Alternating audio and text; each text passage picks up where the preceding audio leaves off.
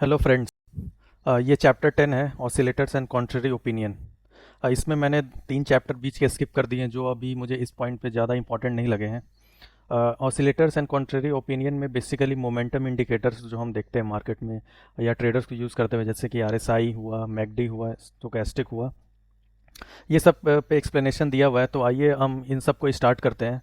ये चैप्टर काफ़ी लंबा था, तो इसमें जो इम्पोर्टेंट इंडिकेटर्स हैं वही मैं इसमें इंक्लूड कर रहा हूँ, बिकॉज हर इंडिकेटर सबके लिए पॉसिबल नहीं है।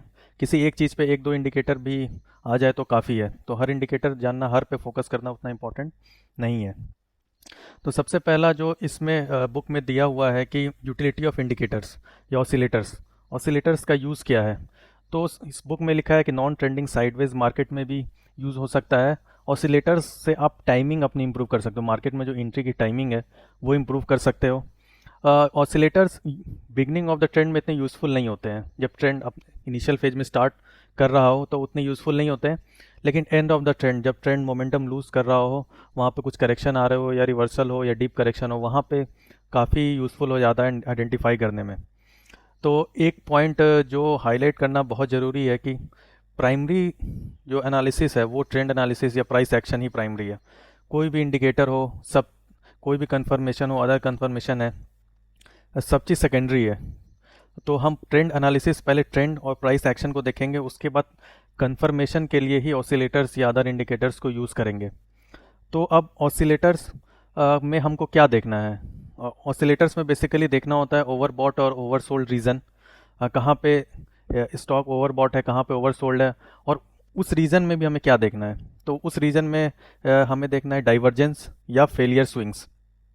ये कुछ इंपॉर्टेंट पॉइंट्स हैं जो बुक में हाईलाइटेड है। अब थोड़ा सा इस पे मैं एक्सप्लेन कर देता हूँ आपको कि क्या देखना है। देखिए, ऑसिलेटर जनरली जो हम कंसिडर करेंगे वो बाउंडेड इंडिकेटर है, एक्सेप्ट मैकडी। तो बाउंडेड इंडिकेटर है, मतलब उसका वैल्यू जो है 0 और 100 के बीच में फ्लक्चुएट करेगा, और बीच में एक मिड लाइन होगा, 50 मान लो। ये मिड लाइन होगा, एक मिड लाइन होगा और एक हायर बाउंड्री होगा, एक लोअर बाउंड्री होगा। इस with in this boundary oscillators का वैल्यू है जो वो फ्लक्चुएट करेगा विद इन दिस 0 to 100। कुछ रीज़न मान लेते हैं ओवरबॉट, जैसे मान लीजिए 70 के ऊपर ओवरबॉट रीज़न है और 30 के नीचे ओवरसोल्ड रीज़न है। अब हर इंडिकेटर या ऑसिलेटर का कैलकुलेशन थोड़ा डिफरेंट है, कुछ क्लोजिंग प्राइस यूज़ करते हैं, कुछ नंबर ऑफ पॉइंट गेंड इन कुछ पीरियड लुक बैक पीरियड में यूज़ करते हैं, तो वो सब हम आगे देखेंगे। तो सबसे पहला हमें अंडरस्टैंडिंग हो गया कि ऑसिलेटर जो हम देख रहे हैं मोस्टली वो एक बाउंडेड इंडिकेटर है, जिनका वैल्यू 0 to 100 या -1 to 1, कुछ भी आप जैसा भी उसको रैशनलाइज कर दो उसमें वेरी करेगा। कुछ रीजंस जो होते हैं उसमें ओवरबॉट रीजंस होते हैं। जनरली अगर आरएसआई या स्टोकेस्टिक को देखो, स्टोकेस्टिक में एवो 80 ओवरबॉट रीजन होता है, और आरएसआई में 60 के ऊपर भी मानते हैं, या बुक में जो वेल्स वाइल्डर ने लिखा है 70 के ऊपर ओवरबॉट रीजन मानते हैं। तो मान लो ये मिड लाइन है, मिड लाइन हो गया। ये मान लो 70 लाइन है, और ये मान लो 30 लाइन है, और ये मान लो अपर बाउंड्री 100 का, ये लोअर बाउंड्री है 0 का, 0 का, 100 का। ये 60 भी हो सकता है, ये 20 भी हो सकता है, डिपेंड करता है बैक टेस्टिंग पे, एनालिसिस पे डिपेंड करता है। तो मान लो अभी ऑसिलेटर का वैल्यू 70 के ऊपर है, तो ये मतलब इसका मीनिंग है कि ऑसिलेटर जो है अभी ओवर बॉट रीजन में आ रहा है, मतलब बहुत खरीदारी हो चुकी है और एक करेक्शन दिख सकता है in the near future. Overbought region में जाने का ये मीनिंग नहीं है कि इमीडिएट करेक्शन आएगा ही, may be overbought region में स्टॉक्स काफ़ी टाइम तक भी रह सकता है, बट ये रीज़न हमारे एनालिसिस के लिए इंपॉर्टेंट है। अगर कोई स्टॉक ओवर बॉट रीजन में आ जाए तो हमें वहाँ पे डाइवर्जेंस या फेलियर स्विंग का वेट करना है कि वो दिखे, तब हम ट्रेड एंट्री लेंगे। इसी तरह डाउन मार्केट में अगर 30 के नीचे आ जाता है तो हम इसे ओवर सोल्ड रीज़न कहते हैं, मतलब स्टॉक में बहुत ज़्यादा सेलिंग आ चुकी है, यहाँ पे अब सेलिंग शायद होल्ड कर जाए, इससे ज़्यादा सेलिंग ना आए, बट अभी हम कुछ भी डिसीजन नहीं लेंगे जब तक हमें डाइवर्जेंस या फेलियर स्विंग जो है ओवरसोल्ड रीजन में नहीं दिखे। तो इंपॉर्टेंट क्या है, रीजन टू फोकस, कौन से रीजन पे हमें फोकस करना, ओवरबॉट रीजन, ओवरसोल्ड रीजन पे फोकस करना है। यहाँ पे आ जाए इंडिकेटर तो हमारा इंटरेस्ट आ जाना चाहिए स्टॉक में। अब इस रीजन में ऑसिलेटर को या तो डाइवर्जेंस दिखाना चाहिए या फेलियर स्विंग दिखाना चाहिए, जिस पे हम अपना एंट्री और एग्जिट प्लान करेंगे। होप है ये क्लियर है। तो आइए अब हम नेक्स्ट थोड़ा इंडिकेटर्स जो बुक में वैसे तो चार पांच इंडिकेटर दिए गए हैं, उसमें से मुझे जो मोस्ट इंपॉर्टेंट लगा वो आरएसआई लगा है, स्टोकेस्टिक लगा है, मैकडी लगा। इसके अलावा विलियम आर इंडिकेटर भी दिया गया है, जो मैंने नहीं इंक्लूड किया बिकॉज मुझे तो ये तीन ही इंपॉर्टेंट लग रहे हैं अभी जो काम आएंगे। तो सबसे पहले जो हमें देखना है कि आरएसआई आरएसआई का फुल फॉर्म होता है relative strength indicator. Relative strength indicator जो है विलियम वाइल्डर, एक उनका नाम था वेल्स वाइल्डर, जे वेल्स वाइल्डर एक्चुअली उनका नाम था। उन्होंने बुक लिखा था new concept of technical trading systems, उसमें उन्होंने आरएसआई का कॉन्सेप्ट काफ़ी एक्सप्लेन किया था। तो अगर हम देखें आरएसआई का कैलकुलेशन कैसे है, एक्चुअली सबसे पहले इसमें आर एस कैलकुलेट करते हैं। आर एस का मीनिंग हो गया रिलेटिव स्ट्रेंथ। इसका मीनिंग है कि अगर मान लीजिए हमारा कोई भी एक सेलेक्टेड पीरियड के लिए हम आर एस आई कैलकुलेट करेंगे, 14 डे हो सकता है तो 14 डेज लुक बैक पीरियड हो, 21 डेज लुक बैक पीरियड हो, कुछ भी हो सकता है आपके अकॉर्डिंग। बट जो वाइल्डर ने यूज़ किया था वो था 14 डेज, या वीकली पे करेंगे तो 14 वीक्स हो जाएगा, मंथली पे करेंगे तो 14 मंथ्स हो जाएगा। तो डेज का ही अगर हम बात करें तो अगर 14 डेज मेरा लुक बैक पीरियड है तो average of x day up close, इसका मतलब है 14 डेज में जिस दिन भी ग्रीन कैंडल बना हो, उस 14 डेज में मान लीजिए 8 दिन ग्रीन कैंडल बना है, तो उसमें उसने कितना पॉइंट गेन किया वो मान लीजिए रफली। मान लीजिए एक दिन में उसने 10 पॉइंट किया, सेकंड ग्रीन कैंडल पे 2 पॉइंट्स गेन किया, थर्ड ग्रीन कैंडल पे 20 पॉइंट गेन किया। इसी तरह 14 डेज में कितने ग्रीन डेज थे और उस ग्रीन डेज में कितना पॉइंट उन्होंने गेन किया, वो सबका सम कर लेंगे और फिर एवरेज निकाल देंगे। मान लीजिए अगर 14 डेज में 3 डेज ही ग्रीन था तो ये तीनों प्लस करके उसके बाद उसका एवरेज निकाल देंगे 14 से डिवाइड करके। इसी तरीके से उस 14 डेज में मान लीजिए कुछ 5-6 डे डाउन डेज, जितने भी रेड कैंडल है डाउन डेज हैं, तो उसमें कितना मार्केट ने पॉइंट लूज किया था। जितना भी पॉइंट लूज किया होगा वो हम सम करके उसका एवरेज निकाल लेंगे और यहाँ पे डाल देंगे, तो हमारा आर एस का वैल्यू जो है वो कैलकुलेट हो जाएगा। होप है क्लियर हो रहा है। ये एक चार्ट पे भी देख लेते हैं। मान लीजिए अगर ये पीरियड है हमारा, ये पीरियड है हमारा मान लो, तो इसमें जितने भी ग्रीन कैंडल है उसने कितना पॉइंट्स गेन किया है उसका सम करके डिवाइडेड बाय जितना भी कैंडल है, मान लीजिए अगर ये 20 कैंडल है डिवाइडेड 20 अपॉन जितना भी रेड कैंडल है उसने कितना पॉइंट लूज किया है उस दिन, उस पीरियड में जितना भी उसका सम करके डिवाइडेड बाय 20 कैंडल अगर इस रेंज में डिवाइडेड बाय 20, तो इससे जो है हम वो आर एस कैलकुलेट कर लेंगे, आर एस का वैल्यू आ जाएगा। उसके बाद फॉर्मूले में डालना है 100 minus 100 upon 1 plus R S. तो इसका मतलब अगर आप देखिए कि अगर पॉइंट्स ज़्यादा गेन हो रहा है, इसका मतलब है कि आर एस का वैल्यू ज़्यादा होगा। आर एस का वैल्यू ज़्यादा होगा मतलब डिनोमिनेटर का वैल्यू भी ज़्यादा होगा। इस फॉर्मूला में देखिए आर एस का वैल्यू ज़्यादा हो गया यानी डिनोमिनेटर का वैल्यू ज़्यादा हो गया, यानी ये रेशियो का वैल्यू कम हो जाएगा। ये रेशियो जो है ये सिंपल अरिथमेटिक है, ये रेशियो का वैल्यू कम हो जाएगा।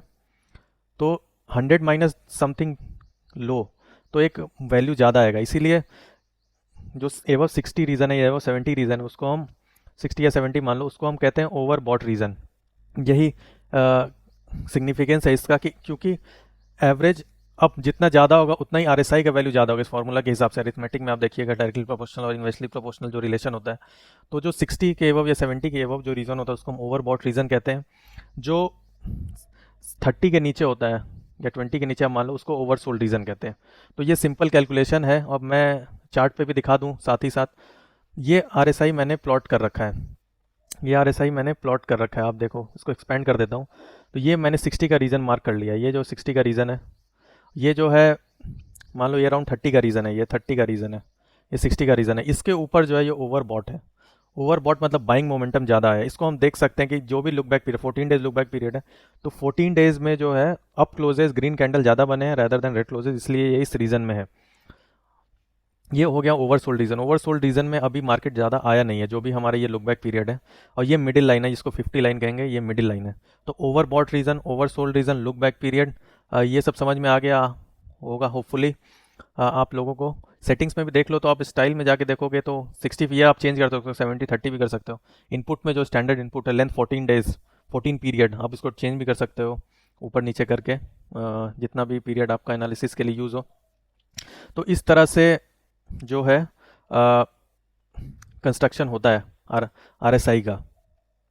अब जो है हम ये डाइवर्जेंस और ये भी देख लेते हैं। डाइवर्जेंस क्या होता है? डाइवर्जेंस जो है, मान लीजिए प्राइस अप जा रहा है, प्राइस जो है अप जा रहा है, ये अप है, हायर हाइज और हायर लोज बनाते हुए जा रहा है। बट जो RSI है 60 रीजन मान लो या 70 रीजन मान लो, ये ओवरबॉट रीजन है, प्राइस अप जाएगा तो नेचुरली है कि ओवरबॉट रीजन में उसे बनना चाहिए, बट प्राइस जो है लोअर हाई बना रहा है, RSI जो है लोअर हाई बना रहा है 60 ओवरबॉट रीजन में। तो ये हमारा हो गया डाइवर्जेंस। डाइवर्जेंस का मीनिंग हो गया कि प्राइस और RSI इंडिकेटर में डाइवर्जेंस है, एक ऊपर जा रहा है एक नीचे जा रहा है। तो ये इंडिकेट करता है कि ट्रेंड वीक है, ट्रेंड वीक हो रहा है, इसे ही हम कहते हैं डाइवर्जेंस। हर इंडिकेटर पे सिमिलर बात काम करता है। स्टोकेस्टिक में 80 का लेवल होता है जो भी इसका कैलकुलेशन है, उसमें भी सेम चीज़ है, प्राइस ऊपर जा रहा है और RSI स्टोकेस्टिक 80 के ऊपर डाइवर्जेंस दे रहा है, तो ये हमें इंडिकेट करेगा कि ये जो ट्रेंड है वो वीक हो रहा है और मोमेंटम लूज कर रहा है। तो इसी पे हमें फोकस करना था जो इनिशियली हमने डिस्कस किया था। इंटरेस्ट एरिया हमारा क्या, overbought oversold region. Interest point क्या है हमारा, डाइवर्जेंस और फेलियर स्विंग। फेलियर स्विंग होता है जैसे कि मान लो ये इस तरह से कुछ गया था, इस तरह से कुछ हुआ था, ये एक ट्रफ है, ये एक ट्रफ है। अगर प्राइस हायर जा रहा है, हायर हाई नहीं बना पाया और ये इस लेवल को भी तोड़ देता है, लोअर लेवल जो ट्रफ था उस लेवल को तोड़ देता है, तो इसे हम फेलियर स्विंग कहते हैं। इसे फेलियर स्विंग कहते हैं, मतलब प्राइस करेक्शन देगा कुछ टाइम पे। तो यही है डाइवर्जेंस और फेलियर स्विंग का कॉन्सेप्ट। सिमिलरली हम स्टोकेस्टिक देख लेते हैं। स्टोकेस्टिक में दो लाइन होता है, परसेंटेज के लाइन और परसेंटेज डी लाइन। देखने में फॉर्मूला कॉम्प्लिकेटेड लग रहा है, बट ज़्यादा कॉम्प्लिकेटेड है नहीं ये फॉर्मूला। इसमें जो है हम जैसे 14 डेज इसमें पीरियड लिया है, तो उस 14 डेज में हम 4 डेटा पॉइंट पे फोकस करेंगे। पहला, आज के दिन पे क्लोजिंग क्या है। अगर आज से हम स्टोकेस्टिक देखें, आज के दिन पे क्लोजिंग क्या है और उस 14 डेज में लो पॉइंट क्या था, सबसे लोएस्ट लेवल क्या था, उस 14 का सबसे हाईएस्ट लेवल क्या था। इस तरह से हम परसेंटेज के लाइन ड्रॉ करते हैं। आइए चार्ट में समझ लेते हैं। अगर मान लीजिए हमारा लुक बैक पीरियड ये है, ये मान लो हमारा लुक बैक पीरियड स्टोकेस्टिक में, तो सबसे पहले हम आज के क्लोजिंग देखेंगे। आज के क्लोजिंग मेरा हुआ ये मेरा सी हो गया, और इस रेंज का सबसे हाई प्राइस ये है, ये तो इसको एच हो गया, और सबसे लो पॉइंट ये है यहाँ पे जो विक है, तो ये मेरा एल हो गया। तो हमें तीन चीज़ें चाहिए उस रेंज का, प्रेजेंट डे क्लोज क्या है, हाई पॉइंट क्या है, लो पॉइंट क्या है। ये हमारा हो गया कैलकुलेशन के लिए। तीन डेटा पॉइंट चाहिए, तीनों डेटा पॉइंट हमें मिल गया। हमें वैसे कैलकुलेट नहीं करना, ये अपना सॉफ्टवेयर कैलकुलेट करके देता है, बट अंडरस्टैंडिंग जरूरी है। तो इससे हम परसेंटेज के लाइन कैलकुलेट करते हैं। अब एक परसेंटेज डी लाइन होता है, वो कुछ नहीं होता, जो भी इसका वैल्यू है उसका 3 पीरियड मूविंग एवरेज है। मूविंग एवरेज तो सिंपल है कैलकुलेट करना, जितना भी पीरियड का होता है सम, वैल्यू का सम अपॉन वो पीरियड। परसेंटेज डी लाइन जो है इसको 3 पीरियड मूविंग एवरेज कहते हैं। और अगर हम इसका भी 3 पीरियड मूविंग एवरेज ले ले तो इसको स्लो स्टोकेस्टिक कहते हैं, और परसेंटेज डी लाइन को फास्ट स्टोकेस्टिक कहते हैं। तो सिग्नल के जो, तो जब भी के लाइन जो है डी लाइन को क्रॉस करता है तब सिग्नल जनरेट होता है। ये बहुत ही रूडिमेंट्री है, इतना इजीली सिग्नल मतलब कंफर्मेशन हम नहीं यूज़ करते। प्राइस एक्शन तो प्राइमरी है, उसको यूज़ करते हैं ही हैं करते, बट ये एक तरह से कंफर्मेशन या आपके एनालिसिस में काम कर सकता है। तो आइए हम चार्ट पे देखते हैं। स्टोकेस्टिक का भी मैंने डाल रखा है इसमें ट्रेडिंग व्यू में। अब ये एवव 80 का रीजन इसमें ओवरबॉट होता है, एवव 20 का, बिलो 20 का रीजन ओवरसोल्ड रीजन होता है। तो इंटरेस्ट एरिया इसमें क्या है, इंटरेस्ट एरिया हमारा ओवरबॉट ओवरसोल्ड रीजन है। स्टोकेस्टिक के हिसाब से ओवरबॉट रीजन एवव 80 है, ओवरसोल्ड रीजन बिलो 20 है। उसके बाद इसमें हमको क्या देखना है, इसमें हमको डाइवर्जेंस देखना है, फेलियर स्विंग देखना है। इसमें एक एडिशनल चीज़ आ गया है कि के लाइन जो है डी लाइन को काटेगा तो वो भी हमारा एक सिग्नल है। तो स्टोकेस्टिक का सेटिंग आप देख लो, 14 डेज का पीरियड है।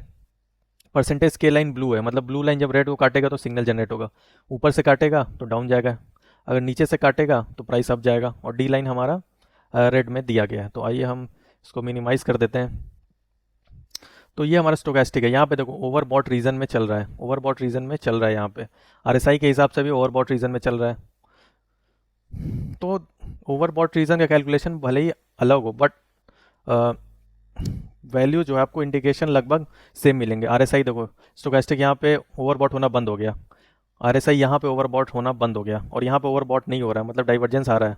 पीक जो अब ये पीक में डाइवर्जेंस है, ये इतना, ये देखो ये एक ट्रिपल टॉप भी कह लो, कुछ भी कह लो, और यहाँ पे देखो 60 के ऊपर क्रॉस नहीं हो रहा, मतलब वीक मार्केट है। अगर मार्केट जो है 60 या 70 के ऊपर या 80 के ऊपर नहीं जा रहा है, मतलब बुल्स मोमेंटम खो रहे हैं। ये भी एक इंटरप्रिटेशन है इसका। तो होप स्टोकेस्टिक का बेसिक आपको क्लियर हो गया। और तीसरा मैकडी है। मैकडी में simply EMA 26 exponential moving average calculate करके 26 और 12 ये सब स्टैंडर्ड सेटिंग रहता है, और सिग्नल लाइन 9 बनाते हैं। तो मैं जो अपने एनालिसिस में अभी तक मैंने सोचा है RSI और स्टोकेस्टिक को ही यूज़ करना है मैकडी, क्योंकि सेम ही चीज़ लगभग बताएगा तीनों इंडिकेटर। तो मोस्टली एक दो पे फोकस करना ही इंपॉर्टेंट है। मैं तो RSI और स्टोकेस्टिक सोच रहा हूँ, इसीलिए इस दोनों पे मैंने ज़्यादा फोकस किया है। मैकडी अभी मैं इस मोमेंट पे नहीं सोच रहा, क्योंकि एक ही चीज़ का 4-5 इंडिकेटर यूज़ करने का कोई मतलब है नहीं। तो ये स्टोकेस्टिक और वो क्लियर हो गया। और फिर से मैं इम्फेसाइज कर दूं कि ट्रेंड जो है, ट्रेंड वो हमारा बहुत इंपॉर्टेंट है।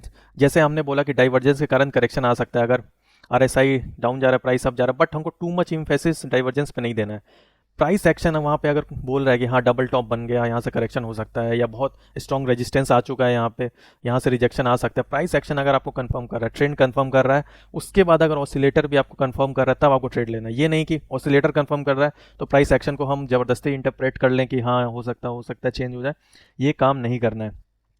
तो ये हुआ हमारा इंडिकेटर्स का बात। अब शॉर्ट में कॉन्ट्रेरी ओपिनियन पे भी थोड़ा बात कर लेते हैं। कॉन्ट्रेरी ओपिनियन भी काफ़ी इम्पोर्टेंस होल्ड करता है मार्केट में। उसका बेसिक फिलॉसफी है कॉन्ट्रेरी ओपिनियन का कि when vast majority of people agree on anything they are generally wrong. अगर वास्ट मेजॉरिटी, काफ़ी अजीब लगेगा सुनने में, हम सोचते हैं कि अगर सब बाई करेंगे तो प्राइस ऊपर जाएगा, लेकिन इसीलिए तो इसका नाम कॉन्ट्रेरी ओपिनियन पड़ा है। कॉन्ट्रेरी ओपिनियन में कहा जा रहा है कि अगर वास्ट मेजॉरिटी ऑफ पीपल एक चीज़ पे अग्री करेंगे तो they are generally wrong, because देखो मार्केट में सबको पैसा तो मिलना नहीं है। वास्ट मेजॉरिटी लूज करते हैं, handful of people he gain करते हैं, और वही हैंडफुल ऑफ पीपल करेक्ट होते हैं। तो जब वास्ट मेजॉरिटी एक चीज़ सोच रहे होंगे तो मार्केट तो सबको पैसा देना नहीं है, तो इस लॉजिक से आप देखोगे कि वो जनरली रॉन्ग होंगे, और जो स्मॉल मेजॉरिटी हैं जो कॉन्ट्रेरियन थिंकिंग कर रहे हैं वो राइट होंगे। बट इसका मतलब ये नहीं है कि अब ट्रेंड ऊपर जा रहा है तो हम हमेशा कॉन्ट्रेरियन थिंकिंग करके वो नहीं, अब नीचे जाएगा कि वास्ट मेजॉरिटी सोच रहे हैं कि ट्रेंड ऊपर, ऐसा नहीं है।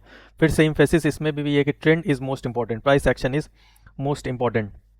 अब मान लो इसका लॉजिक क्या है? इसका लॉजिक है, मान लो कि बहुत बुलिश मार्केट है, बहुत ही बुलिश मार्केट है, सब सोच रहे हैं कि ऊपर जाएगा मार्केट।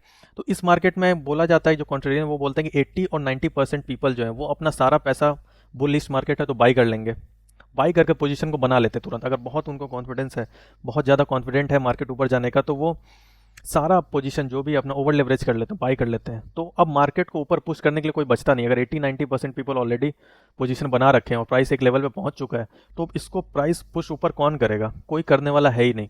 तो जो है वो प्राइस नीचे गिरेगा। ये कॉन्ट्रेरी ओपिनियन का one of the most important concept है। और कॉन्ट्रेरी ओपिनियन से जो है हमारा strong hand versus weak hand भी हम देख सकते हैं। उसका मतलब आप देखो, अगर आप मान लो कि फ्यूचर ट्रेडिंग में एक सेल बायर है तो एक सेलर भी है, मान लो कि 80% पीपल लॉन्ग साइड में, 80% पीपल लॉन्ग साइड में, यानी 20% पीपल जो है शॉर्ट साइड में। मतलब 80% पीपल का वेट जो है, उनका भार जो है, ये 20% पीपल ही संभाल रहे हैं। मतलब 80% जो है वो वीक हैंड्स हैं, 80% जो वीक हैंड है, स्पेकुलेटर है, और 20% जो है वो स्ट्रॉन्ग हैंड है, क्योंकि वो 80% का प्रेशर हैंडल कर रहे हैं। तो इसीलिए अगर प्राइस थोड़ा भी अगेंस्ट जाता है इस 80% में, तो एक पैनिक सेलिंग आ जाता है और तुरंत ही करेक्शन आ जाता है। तो इस तरह से आप देखोगे कि कॉन्ट्रेरी ओपिनियन भी काफ़ी यूज़फुल होता है एनालिसिस में। बट हमें ये देखना है कि हमेशा हम कॉन्ट्रेरी ओपिनियन नहीं रखें। ये एक, क्या कहते हैं, एक फ़िलॉसफी है कॉन्ट्रेरियन अप्रोच का, जिस पे आई थिंक हम लोग को और स्टडी करना चाहिए। कोई अच्छा बुक मिलेगा तो कॉन्ट्रेरी ओपिनियन पे भी मैं बाद में स्टडी करने का ट्राई करूँगा। और नेक्स्ट तो फ्रेंड्स चैप्टर हम यही एंड करेंगे। नेक्स्ट जो चैप्टर है वो मैं सोच रहा हूँ कैंडलस्टिक पे बना दूँ। ऑल्दो कैंडलस्टिक पे मैं एक स्टीव नेशन की एक्सक्लूसिव बुक भी पढ़ रहा हूँ, बस चूँकि इस बुक में भी दिया हुआ candle one of the most important है, तो मैं नेक्स्ट चैप्टर जो कैंडलस्टिक पे ही बनाऊँगा।